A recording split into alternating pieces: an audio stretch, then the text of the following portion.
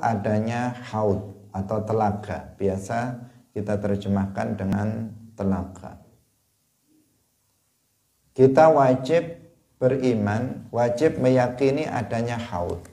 Bahwa haud atau telaga itu ada. Dan letaknya itu adalah di tempat yang juga menjadi tempat dari ujung sirat yang satunya. Salatullah, salamullah, ala al-hadi, rasulillah. Assalamualaikum warahmatullahi wabarakatuh.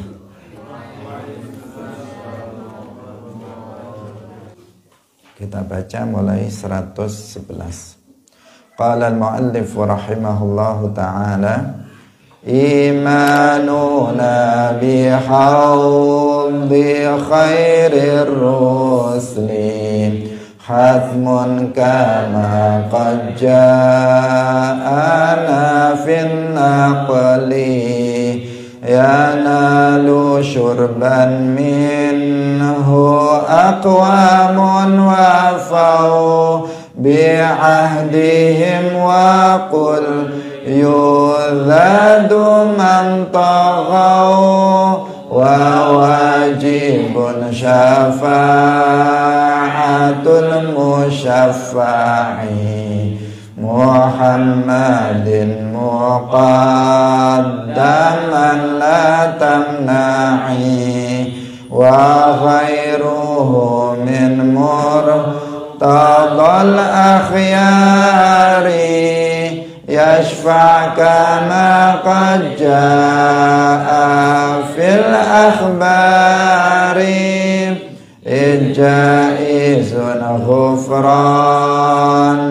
ghairil kufri fala nukaffir mu'minan bil wizri wa man yamut wa lam yatum min dhanbihi fa amruhu mufawwadun li rabbih wa wajibun ta'zibu ba'din irtakab kabiratan thummal khuludu mujtanab wasif syahidal harbi bil hayati wa razqihi min mushtahal jannati wa rizqu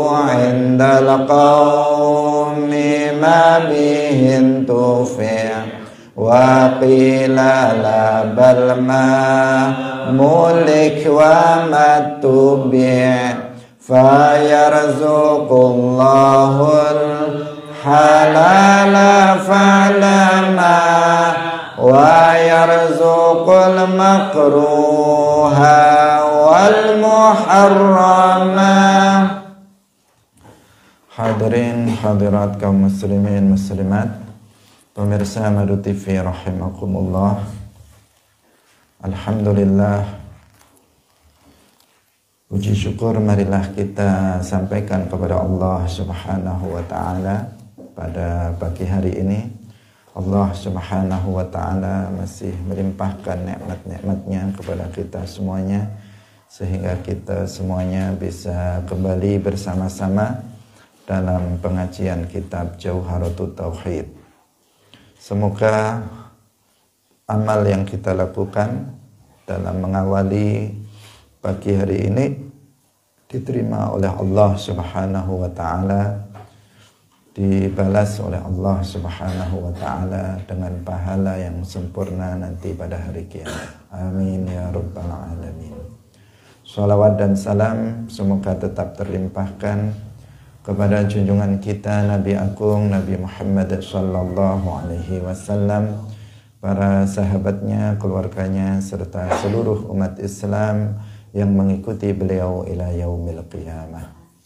Hadirin rahimakumullah, mari kita mulai dengan tidak lupa mengikhlaskan niat kita lillahi ta'ala, karena hanya amal soleh yang dilakukan dengan ikhlas semata-mata untuk mencari ridha Allah subhanahu wa ta'ala yang akan diterima oleh Allah dan akan berpahala indallah nanti pada hari kiamat.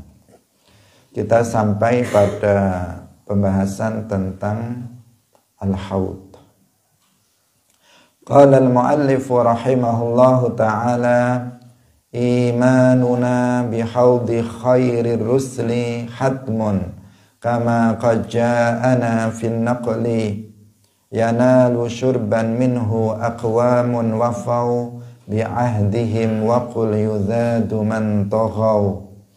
Imanuna utawi iman kita bihaudi khairir rusli kelawan haute sak bagus-baguse rasul iku hatmun wajib, kama kaya keterangan qaja'ana kang wis teka apa ma ing kita fin naqli ing dalam naqal, ing dalam hadis. Yanalu merkoleh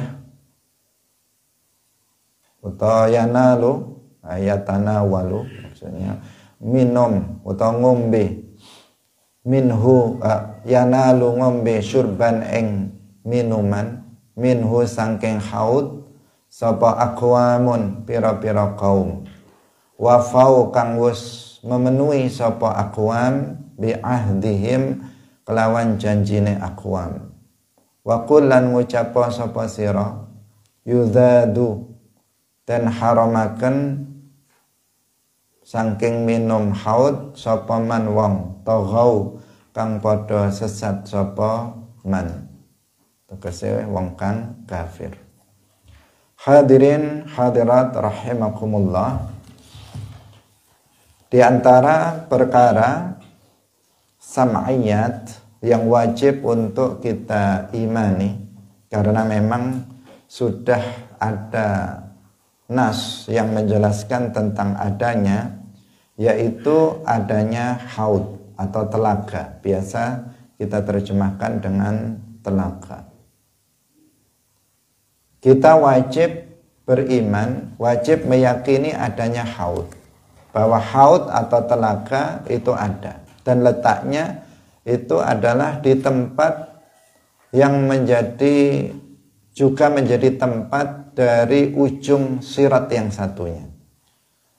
Dalam pembahasan sebelumnya telah kita jelaskan bahwa as-sirat itu ujungnya yang satu berada fil ardil mubaddalah, di bumi pengganti. Kemudian ujung yang satunya fima yali al-jannah, yaitu di tempat sebelum surga. Berarti di sebelum surga, sebelum masuk ke dalam surga itu ada suatu tempat. Yang di tempat itu ujung dari sirat itu diletakkan. Dan di tempat itu juga itu ada haud. Haud itu adalah tempat yang telah Allah Subhanahu wa ta'ala persiapkan di dalamnya minuman untuk penduduk surga. Jadi suatu tempat yang di dalamnya itu telah disiapkan minuman untuk para penduduk surga yang akan memasuki surga. Para penduduk surga, orang-orang mukmin, mereka meminum, setiap penduduk surga yang akan masuk ke dalam surga, mereka meminum minuman dari haud ini. Sehingga dikatakan mereka yang telah meminum dari haud ini, mereka tidak akan merasakan kehausan selamanya. Setiap nabi itu memiliki haud. Setiap nabi itu memiliki haud untuk umatnya masing-masing. Sehingga setiap umat itu akan meminum, setiap umat yang mukmin yang akan masuk surga itu akan meminum dari haudnya nabinya masing-masing. Umatnya Nabi Adam akan meminum dari haudnya Nabi Adam. umatnya Nabi Nuh, mereka akan meminum dari haudnya telaga milik Nabi Nuh. Nabi Ibrahim, umatnya Nabi Ibrahim, mereka akan meminum dari haudnya Nabi Ibrahim. Umatnya Nabi Musa, mereka akan meminum dari haudnya Nabi Musa. Begitu seterusnya sampai Nabi Muhammad SAW, umatnya Nabi Muhammad itu akan meminum haud dari Nabi Muhammad SAW. Dan karena jumlah umat Islam yang masuk ke dalam surga dari umatnya Nabi Muhammad itu yang paling banyak, sehingga haudnya Nabi Muhammad SAW itu paling besar. Dikatakan bahwa orang-orang yang akan masuk ke dalam surga nanti itu terbagi menjadi 120 shaf. 120 shaf. 80 shaf dari 120 shaf itu adalah umatnya Nabi Muhammad sallallahu alaihi wasallam. Sementara yang 40 shaf itu adalah umatnya nabi-nabi sebelum Nabi Muhammad sallallahu alaihi wasallam. Dibagi yang 40 shaf itu dibagi umat seluruh para nabi sebelum Nabi Muhammad sallallahu alaihi wasallam. Dan ini menunjukkan bahwa mayoritas penduduk surga itu adalah umatnya Nabi Muhammad sallallahu alaihi wasallam. Karena memang Nabi Muhammad adalah nabi akhir zaman, dan memang umat Nabi Muhammad itu adalah yang terbanyak. Bahkan Rasulullah sallallahu alaihi wasallam adalah seorang nabi yang sangat sayang terhadap umatnya. Ketika beliau diberikan pilihan antara separuh dari umatnya nanti akan masuk surga, atau beliau diberikan syafaat, beliau meminta syafaat. Beliau meminta syafaat. Kenapa? Karena dengan syafaat umat Islam dari kalangan umat Muhammad akan lebih banyak dari separuh yang akan masuk ke dalam surga. Hadirin rahimakumullah.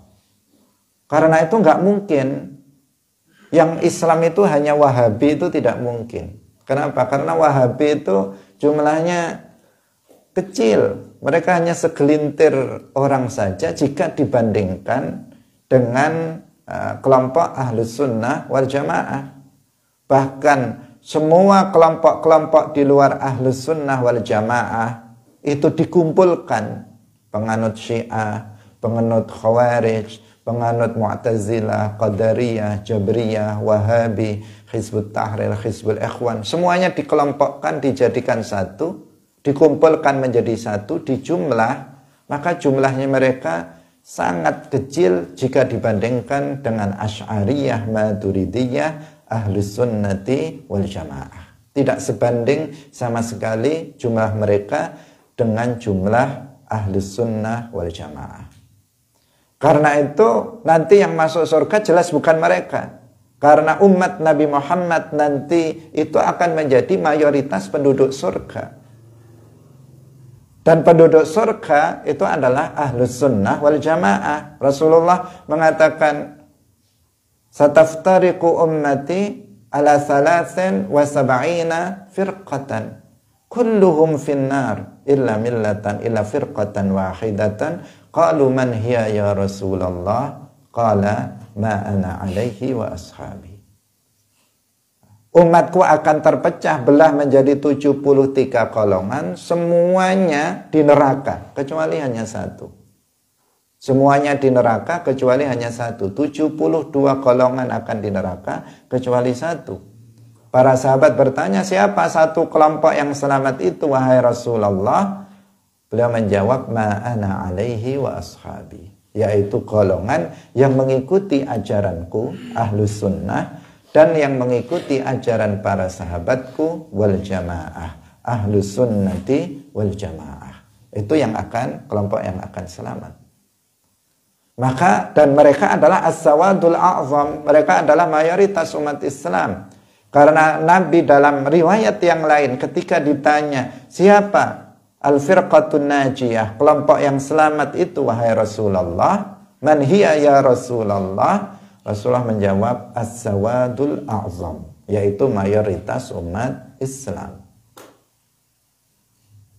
Dalam riwayat yang lain, Rasulullah Shallallahu Alaihi Wasallam berpesan kepada kita, "Fa'idha ra'aitu mukhtilafan fa'alaikum bis-sawadil a'zam." Apabila kalian melihat perselisihan, perpecahan di tengah-tengah umat, kamu menemukan kelompok ini, maka fa'alaikum bisawadil a'zam, maka bergabunglah kalian dengan mayoritas umat Islam. Sehingga memang nanti di hari kiamat penduduk surga yang paling banyak adalah umatnya Nabi Muhammad sallallahu alaihi wasallam. Karena mayoritas umat Islam, mayoritas umat Muhammad, mereka adalah ahlus sunnati wal jamaah. Mereka adalah muslimun yang akan masuk ke dalam surga. Hadirin yang dirahmati oleh Allah subhanahu wa ta'ala. Jadi ahlul jannah nanti sebelum mereka masuk ke dalam surga, mereka akan meminum dari haudnya Nabi Muhammad. Kalau umatnya Nabi Muhammad, maka meminum dari haudnya Nabi Muhammad sallallahu alaihi wasallam. Dan haudnya Nabi Muhammad itu yang paling besar. Tuluhu masiratu syahr wa arduhu masiratu syahr. Panjangnya itu adalah perjalanan 1 bulan. Jika ditempuh, itu akan ditempuh dengan berjalan kaki, maka akan memerlukan waktu 1 bulan, dan lebarnya itu juga perjalanan 1 bulan. Artinya sangat luas sekali. Di atasnya itu terdapat gelas-gelas atau cangkir-cangkir yang jumlahnya sejumlah bintang yang ada di langit. Hadirin yang dirahmati oleh Allah Subhanahu wa ta'ala. Di dalam hadis sudah diterangkan tentang sifat-sifat dari haudnya Rasulullah Shallallahu Alaihi Wasallam. Karena itulah maka tadi dikatakan oleh muallif, kita wajib beriman tentang adanya haud ini, haudnya Rasulullah Shallallahu Alaihi Wasallam, karena telah ada hadis yang menjelaskan tentang adanya haud ini dan yang menjelaskan tentang sifat-sifat dari haudnya Rasulullah Shallallahu Alaihi Wasallam ini. Diceritakan dari Hudzaifah ibnul Yaman bahwa beliau mengatakan, Inna haudha Muhammadin Shallallahu Alaihi Wasallam yaumal qiyamah syarabuhu asyaddu bayadan minal laban wa ahla minal asal wa abradu minas thalaj wa atyabu rihan minal misik wa inna aniyatahu adadu nujumis samai. Hudzaifah ibnul Yaman beliau mengatakan tentang sifat haudnya Nabi Muhammad. Beliau mengatakan sesungguhnya haudnya Nabi Muhammad sallallahu alaihi wasallam pada hari kiamat, minumannya itu lebih putih daripada susu dan lebih manis daripada madu dan lebih dingin daripada es dan lebih wangi baunya daripada minyak misik. Dan bejana-bejananya atau wadah-wadah cangkir-cangkir untuk minumnya yang ada di atasnya itu sejumlah bintang yang ada di langit. Artinya sangat banyak dan tidak akan berebut. Umat Nabi Muhammad SAW akan meminumnya satu persatu tanpa mereka berebut misalnya cangkirnya. Kenapa? Karena jumlah cangkir-cangkirnya yang sangat banyak yang berada di atas haud Rasulullah Shallallahu Alaihi Wasallam. Dalam riwayat yang lain dari Hudzaifah ibnul Yaman juga ada tambahan. Dalam hadis itu ada tambahan, man syariba minhu lam yadhma ba'dahu abadan. Man syariba minhu, barang siapa yang meminum dari haud itu, maka dia tidak akan merasakan kehausan setelahnya selama-lamanya. Dia nggak akan pernah merasa haus selama-lamanya lagi setelah meminum air dari haud itu. Kenapa? Karena air haud itu dialirkan dari dalam surga. Jadi sesungguhnya air haud itu air dari dalam surga. Sehingga setiap orang yang meminum air tersebut, dia tidak akan merasa kehausan selama-lamanya. Kemudian jika ada pertanyaan, jika kita sudah tidak merasa haus setelah kita meminum air haud Rasulullah Shallallahu Alaihi Wasallam, lalu kenapa di dalam surga disediakan minuman-minuman? Jawabannya adalah tana'uman, taladzuzan. Bahwa penduduk surga, mereka minum di dalam surga itu adalah untuk bersenang-senang, hanya untuk bernikmat-nikmat dengan minuman yang mereka minum. Kemarin ketika pembahasan tentang surga, kita sudah jelaskan bahwa di antara nikmat surga yang umum yang diberikan kepada seluruh penduduk surga, bahwa semua penduduk surga mereka akan yashrabuna min arba'ati anhar. Mereka akan meminum dari 4 sungai yang mengalir di lantai-lantai surga. Tajri min tahtihal anhar, yang mengalir di lantai-lantai surga. Ada sungai yang terbuat dari yang airnya terbuat dari susu yang tidak berubah rasanya. Ada sungai yang terbuat dari madu yang murni. Kemudian ada sungai yang terbuat dari khamr yang lezat, yang tidak memabukkan. Kemudian ada sungai yang terbuat dari air tawar yang lezat, tidak seperti air tawar di dunia. Kita atau orang-orang penduduk surga meminum dari 4 sungai ini semuanya adalah taladzuzan, dalam rangka untuk bernikmat-nikmat dan bersenang-senang. Sebagaimana kita di dunia ini, kita minum tidak selalu karena haus. Terkadang kita minum karena haus, sangat haus sehingga kita membutuhkan minum. Terkadang kita minum bukan karena haus. Ketika di jalan kita misalnya melihat ada es buah, atau kita melihat es degan misalnya, maka kita menginginkannya. Sebenarnya kita tidak haus, tetapi kita ingin bernikmat-nikmat dengan minuman itu. Kita ingin bersenang-senang, berlezat-lezat dengan minuman tersebut.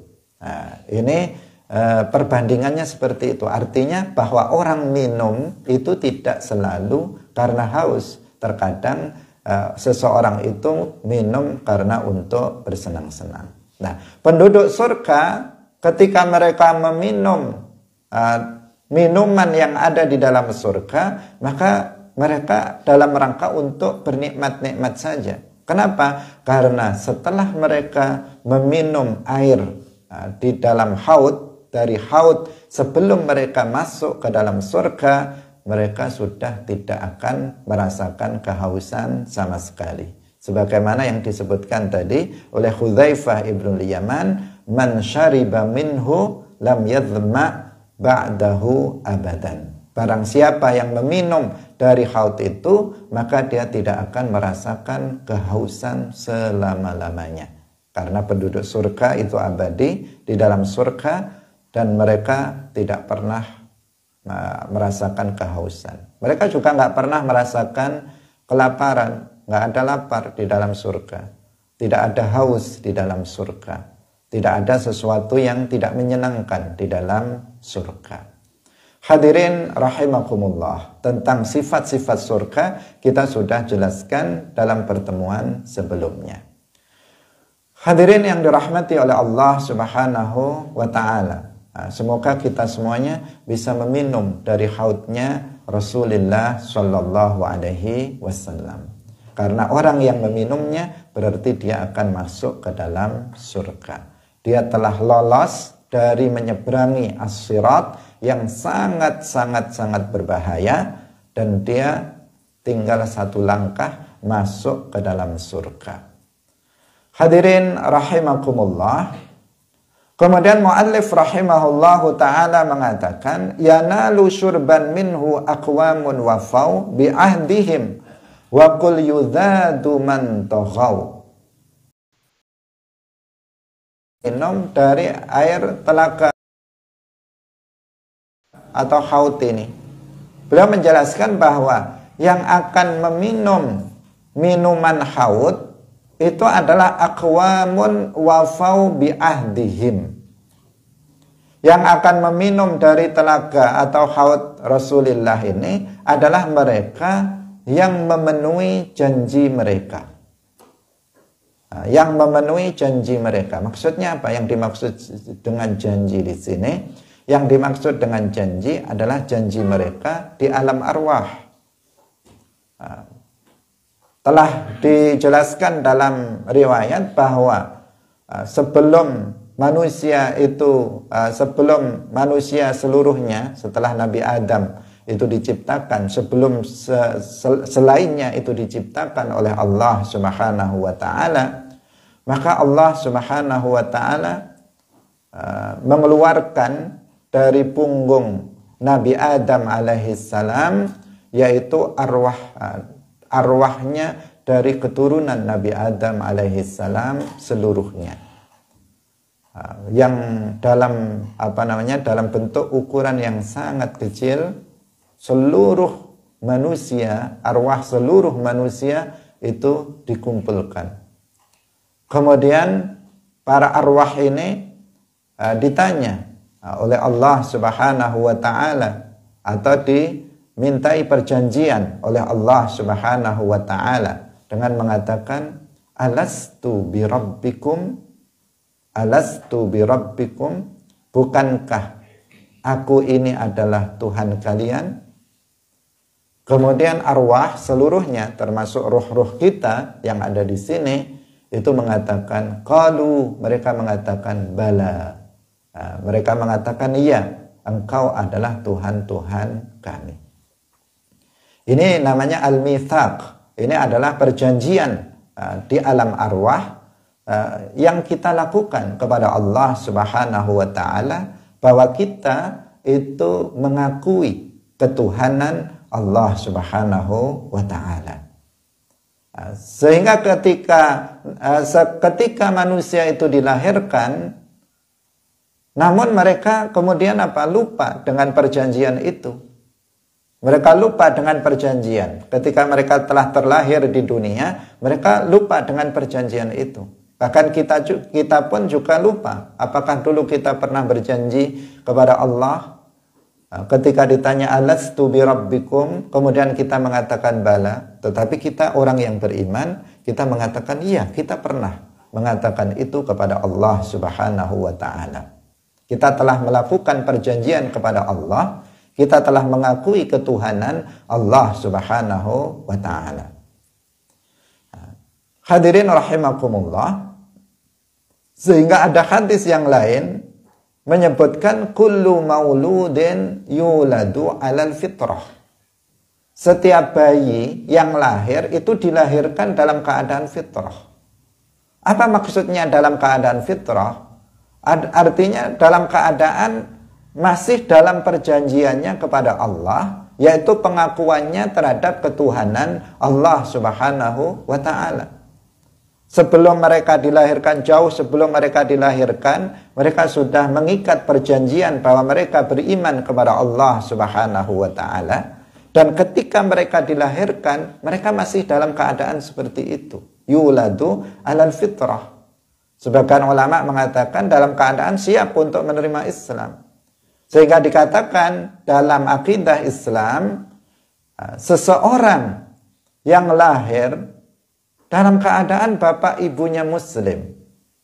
Bapak ibunya muslim dan dia tidak melakukan kekufuran. Dia tidak meyakini keyakinan yang kufur. Tidak mengucapkan ucapan yang kufur. Tidak melakukan perbuatan yang kufur. Maka hukumnya dia muslim walau lam yantiq bi syahadatain. Meskipun dia tidak mengucapkan 2 kalimat syahadat. Dari lahir bapaknya muslim, ibunya muslimah, kemudian dia tumbuh dewasa sebagai seorang muslim. Tidak disyaratkan untuk disebut sebagai muslim, dia harus masuk Islam dengan mengucapkan 2 kalimat syahadat. Tidak disyaratkan seperti itu. Meskipun dia sepanjang hidupnya nggak pernah mengucapkan 2 kalimat syahadat, asal dia tidak melakukan riddah, maka orang ini dihukumi sebagai seorang muslim. Kenapa? Karena dia anak seorang muslim, maka yuladu 'alal fitrah. Fa'abawahu yuhawidanihi.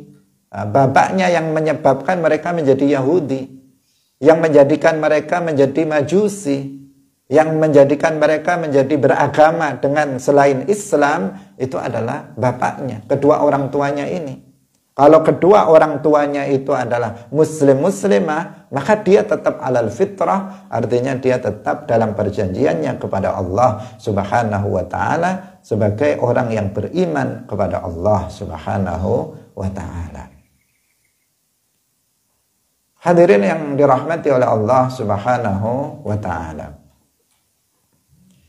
Hadis ini juga menjadi dalil bagi ahlus sunnah wal jamaah bahwa tauhid itu tidak perlu dibagi-bagi menjadi rububiyah, uluhiyah, asma wa sifat seperti yang dikatakan oleh kelompok Wahabi. Tidak perlu dibagi-bagi seperti itu. Karena orang-orang Wahabi di antara rekayasa yang mereka buat untuk mengkafirkan umat Islam, mereka membagi tauhid menjadi 3. Ada tauhid uluhiyah, ada tauhid rububiyah, ada tauhid asma was sifat. Pembagian ini adalah pembagian tauhid yang pertama kali dibuat oleh Ibnu Taimiyah. Dan ini menandakan ini bid'ah. Karena nggak ada nabi, nggak ada Al-Quran membaginya, nggak ada hadis yang membagi tauhid menjadi 3. Pertama kali yang membuatnya Ibnu Taimiyah minal khalaf. Para ulama salaf nggak ada yang membagi tauhid menjadi 3, uluhiyah, rububiyah, al-asma was sifat. Nggak ada satupun di antara mereka yang melakukan itu. Ibnu Taimiyah satu-satunya orang yang pertama kali membagi bid'ah membagi tauhid menjadi 3 ini. Maka ini bid'ahnya dhalalah, sayyi'ah. Bid'ah yang sesat. Kenapa? Karena bertentangan dengan Al-Quran, bertentangan dengan hadis. Sehingga disebut dengan bid'ah yang dhalalah. Maka harus diwaspadai. Karena pembagian tauhid menjadi 3, uluhiyah, rububiyah, al-asma was sifat, ini sudah menyebar dalam buku-buku di sekolahan, bahkan ada dalam buku-buku khutbah, itu ditulis di sana. Padahal di balik pembagian tauhid menjadi 3 ala Wahabi ini, itu ada tujuan besar, yaitu pengkafiran terhadap umat Islam. Ketika mereka mengatakan bahwa tauhid uluhiyah, ada tauhid uluhiyah, dari sisi definisi yang mereka buat, itu nggak ada masalah, karena mereka mengatakan tauhid uluhiyah artinya meyakini bahwasanya tidak ada yang disembah dengan hak selain hanya Allah. Tidak ada masalah. Tidak ada yang diibadai dengan hak selain hanya Allah. Tetapi masalahnya Wahabi memaknai ibadah dengan keliru. Mereka jahil dengan makna ibadah seperti yang sudah kita jelaskan sebelumnya. Sehingga kesimpulan dari tauhid uluhiyah ini, orang-orang Wahabi mengatakan bahwa orang-orang yang tawassul dengan para nabi dan para wali, orang yang tawassul dengan orang yang tabarruk dan istighosah dengan para nabi dan wali, mereka itu adalah orang-orang yang tidak bertauhid uluhiyah. Mereka adalah musyrikun, orang-orang yang syirik, orang yang tidak bertauhid. Ujungnya apa? Mengkafirkan umat Islam. Karena seluruh umat Islam Ahlus Sunnah wal Jamaah, mayoritas umat Islam dari dahulu sampai sekarang, mereka pasti bertawassul, tabarruk dan istighosah dengan nabi atau para wali. Itu adalah sudah amalan dari umat Islam seluruhnya. Ketika mereka mengatakan itu syirik, artinya mereka telah mengkafirkan umat Islam seluruhnya. Dan ketika mereka mengatakan ada tauhid rububiyah, dari sisi definisinya nggak ada masalah. Ketika mereka mengatakan tauhid rububiyah, artinya meyakini bahwa Allah Subhanahu wa taala satu-satunya pencipta dan pengatur alam semesta ini. Betul, Allah mengatur pencipta alam semesta ini. Tetapi dengan keyakinannya itu, kemudian mereka mengatakan Abu Jahal dan Abu Lahab itu bertauhid. Orang-orang musyrik Quraisy itu bertauhid rububiyah. Katanya mereka itu mengakui ketuhanan Allah. Kata mereka itu muwahhid, bertauhid. Memang mereka meyakini adanya Allah, tetapi mereka menyerupakan Allah dengan makhluknya. Mereka musyrikun. Maka bagaimana dikatakan mereka itu bertauhid sekaligus musyrik? Sehingga muncul istilah mereka menjadi apa? Seakan-akan ada istilah mukmin musyrik. Jadi siapa namanya? Abu Jahal itu mukmin musyrik.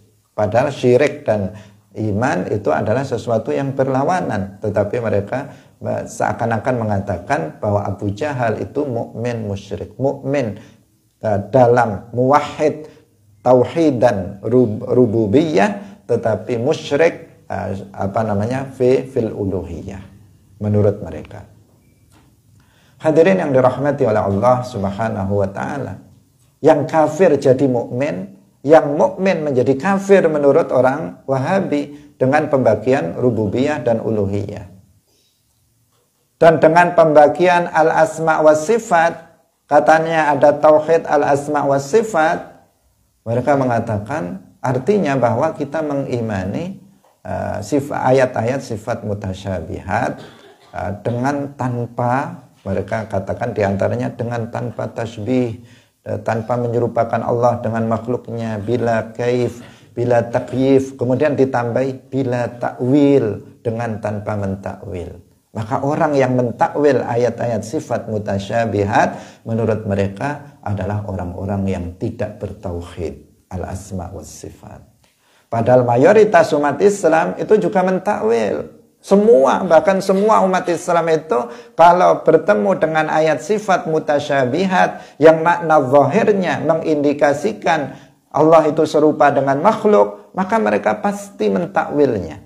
Ada yang mentakwilnya dengan takwil ijmali, ada yang mentakwilnya dengan takwil tafsili. Takwil ijmali atau yang disebut dengan tafwid, dengan menyerahkan maknanya kepada Allah. Dia tidak memberi makna. Ar-Rahmanu 'alal arsy istawa bila kaif. Sudah. Tidak memberikan makna tertentu. Yang penting istawa dalam ayat itu bukan artinya sifat makhluk. Berarti bukan duduk, bukan bersemayam. Apa maknanya? Allahu a'lam. Itu namanya takwil ijmali.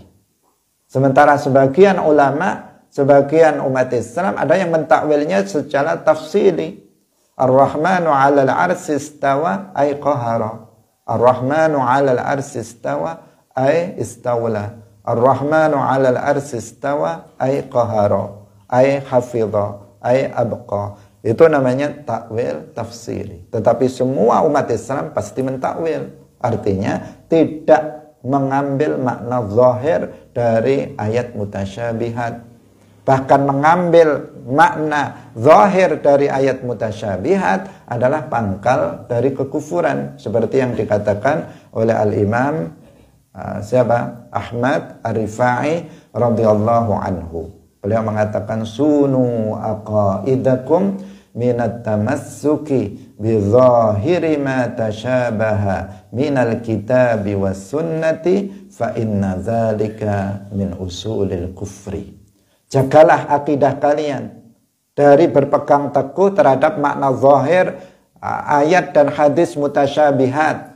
Karena berpegang teguh pada makna zahir ayat dan hadis mutasyabihat itu adalah pangkal kekufuran. Dia penyebab kekufuran. Wahabi itu menjadi sesat, menjadi mereka jatuh kepada kekufuran. Salah satunya akibat dari mereka nggak mau mentakwil. Ketika ketemu ayat Ar-Rahmanu 'alal 'arsy istawa, mereka karena nggak mau takwil, maka mereka menjadi meyakini Allah duduk, Allah bersemayam. Ketika ketemu ayat fa aina ma tuwallu fathamma wajhullah, mereka menjadi meyakini Allah punya muka. Ketika mereka ketemu ayat yadullah fauqa aydihim, menjadi mereka berkeyakinan Allah punya tangan, dan seterusnya. Akibat dari mereka mengambil makna zahir ayat mutasyabihat, mereka menjadi kufur, menjadi musyabbihah, menjadi mujassimah. Karena itulah maka Al-Imam Ahmad Ar-Rifai mengatakan fa inna dzalika min usulil kufri. Nah, ini orang Wahabi dengan konsep tauhid al-asma was sifat, mereka mengkafirkan seluruh Asy'ariyah Maturidiyah yang mentakwil ayat sifat mutasyabihat. Ujung-ujungnya apa? Pembagian tauhid menjadi 3. Ujung-ujungnya adalah takfir syumuli, pengkafiran terhadap umat Islam secara menyeluruh. Jadi semuanya dikafirkan oleh mereka. Di antara yang bisa membantah pembagian tauhid menjadi 3 ala Wahabi ini, ya hadis yang tadi kita sebutkan tentang perjanjian di alam arwah. Bahwa Allah Subhanahu wa taala berfirman kepada arwah yang dikeluarkan dari punggung Nabi Adam alaihissalam, seluruh manusia keturunan Nabi Adam dikumpulkan dalam satu tempat, kemudian Allah berfirman kepada mereka, alastu birabbikum? Mereka menjawab, mereka menjawab, bala, iya, engkau adalah Tuhan kami. Dalam hadis ini Allah mencukupkan dengan pertanyaan, alastu birabbikum? Gak ditambahi, artinya Rabb, ilah itu adalah sesuatu yang sama. Tidak perlu dibeda-bedakan.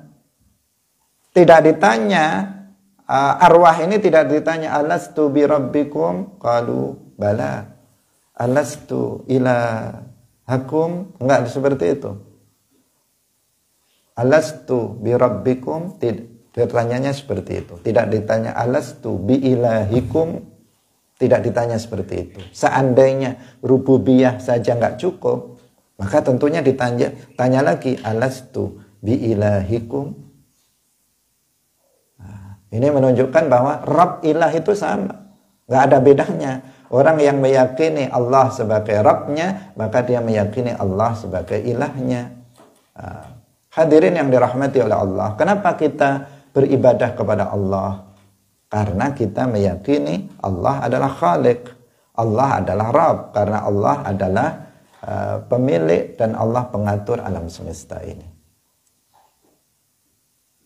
Hadirin yang dirahmati oleh Allah Subhanahu wa ta'ala. Karena itulah maka harus diwaspadai pembagian tauhid menjadi 3 ala Wahabi ini.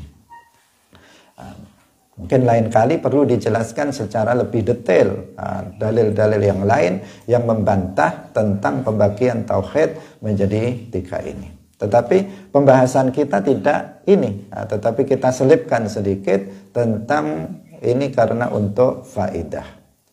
Hadirin yang dirahmati oleh Allah Subhanahu wa ta'ala.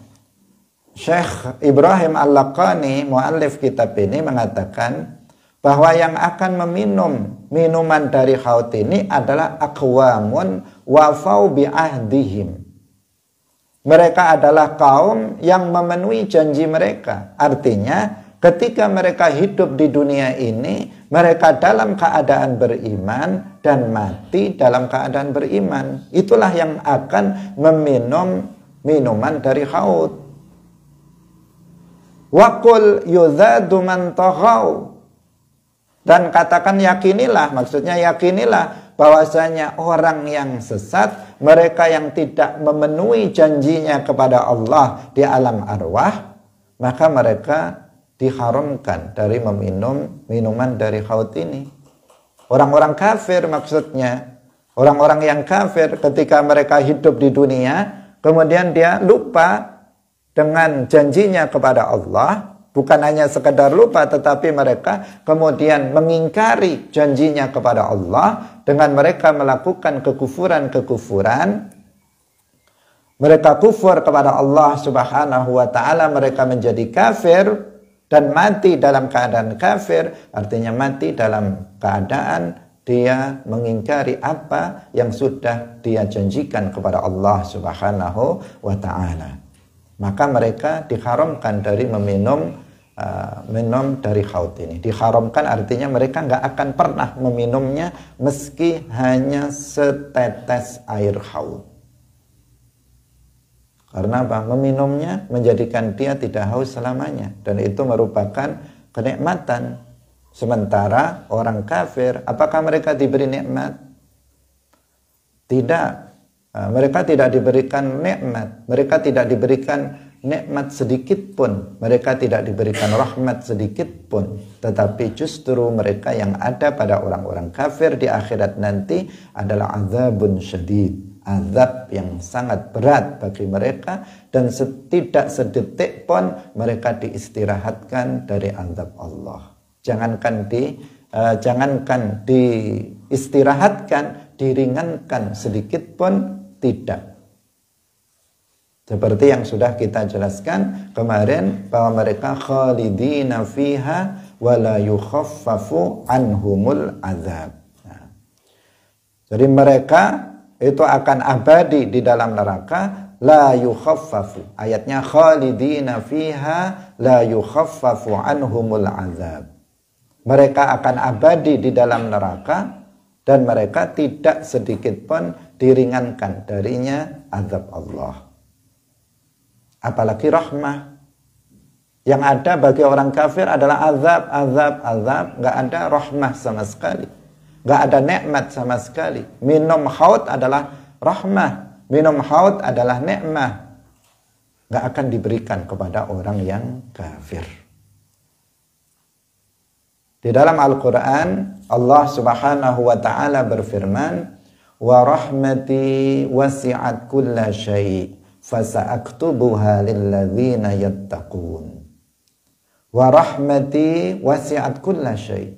Rahmatku itu akan meluas, artinya kepada segala sesuatu. Meluas artinya diperuntukkan untuk semua orang di dunia ini, kafir atau mukmin. Rahmat Allah itu diberikan di dunia ini kepada semua orang, baik yang kafir maupun yang mukmin. Orang kafir diberi hidup, diberikan sehat, diberikan rizki, diberikan kekayaan. Itu adalah rahmat Allah Subhanahu wa ta'ala. Demikian juga orang mukmin diberikan hal yang sama. Rahmat Allah di dunia ini untuk semua orang, kafir dan mukmin. Maka tidak perlu heran kita ketika melihat ada orang kafir kaya raya. Tidak perlu heran kita jika melihat orang kafir badannya sehat terus menerus. Tidak perlu heran. Dia nggak pernah sholat kok bisa sehat ya. Nggak perlu kita heran seperti itu. Kenapa? Rahmat Allah Subhanahu wa ta'ala di dunia ini diberikan kepada siapa saja. Wa rahmati wasi'at kulla syai'. Fasa'aktubuha sa'akhussuha fasa'aktubuha lilladzina yattaqun. Akan aku khususkan rahmatku itu nanti pada hari kiamat di akhirat, lilladzina yattaqun, untuk orang-orang yang beriman saja. Untuk orang yang beriman saja, mereka yang akan mendapatkan rahmat Allah, yang akan mendapatkan nikmat Allah. Sementara orang kafir itu tidak. Karena itu jika ada orang telah terbukti dia mati dalam keadaan kafir, nggak boleh kita mendoakannya dengan doa ampunan atau doa rahmah. Karena itu, maka kalau ada orang mati dalam keadaan kafir, tidak boleh disolati, haram untuk disolati. Karena dalam sholat jenazah itu ada doa Allahumma ghfir lahu warhamhu wa'afihi wa'fu anhu. Itu doa nggak boleh untuk orang kafir, hanya untuk orang Islam saja. Kenapa? Nggak ada ampunan untuk orang kafir. Nggak ada rahmat untuk orang kafir, tidak ada nikmat untuk orang kafir. Maka jangan doakan mereka dengan doa-doa itu. Kalau seseorang itu mati dalam keadaan kafir, nggak boleh didoakan dengan Allahumma ghfir lahu, ya Allah ampunilah dia.